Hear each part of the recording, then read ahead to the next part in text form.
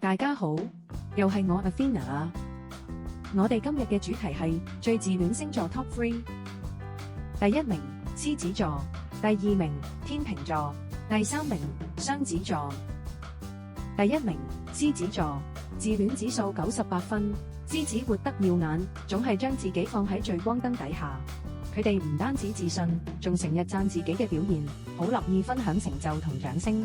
對獅子嚟講，愛自己並唔係口號，而係日常習慣。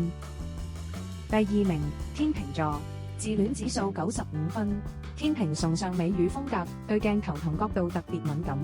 佢哋熟悉點樣將自己最好睇嘅一面呈現出嚟，亦擅長將日常修飾到優雅迷人。呢種對自我形象嘅沉醉，喺旁人眼中，經常會被解讀成溫柔嘅自戀。第三名雙子座，自戀指數91分。雙子擅長自我敘事，講起自己嘅機智同幽默就特別起勁。佢哋中意透過話題將注意力拉返去自己身上，又經常喺社群入面為自己加戲。嗰份愉快嘅自我欣賞，成日令人哋真係唔知好嬲定好笑㗎。唔知你又有幾自戀呢？快啲留言話俾我知啦！記得追蹤、點讚同埋將影片分享俾你嘅朋友。我哋下個主題再見。